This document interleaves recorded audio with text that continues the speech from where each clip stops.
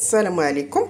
بغيت نشارك معكم واحد هذا الفول مشرمل على حقه وطريقه، كيجي زوين وكيجي بنين وخاتر. ها نتوما، ها هو هنايا عندي الفول، هنايا ها هو كيتسلق بواحد الطريف ديال الحامض. ها نتوما، هذا راه فول شويه قاصح، ماشي داك الفول اللي رطب، شويه قاصح بحال شكل المنقوب. دابا ملي غادي يتسلق غادي نحيد ليه داك الرويس، داك الكحل، داك الرويس الفوقاني.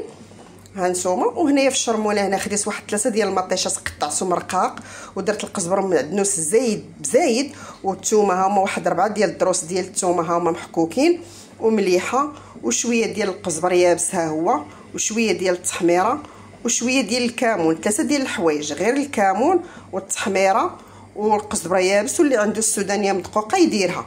انا غادي ندير مزيودات وصافي. وها نتوما، ومليحه، وشويه ديال الزيت البلديه، غير بالزيت البلديه، واللي ما عندوش يدير حتى الروميه حتى هي راه مزيان. ها نتوما راه كيجي زوين وكيجي غزال.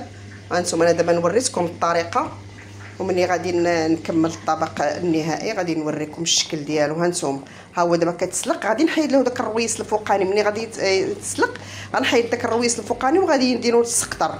منين غادي يتسقطر مزيان غطيب هاد الشرموله هادي وغنلوحها فيه ونخليه يتشحر مزيان في هاد الشرموله، ومن بعد غادي نطفيه صافي. وغيكون هكايا فول مشرمل زوين وصافي. وهادشي اللي كان، وغادي نرافقو انايا بواحد شويه ديال الشطون، وغادي يكون هذا هو الغدا ديالنا ان شاء الله. ها نتوما.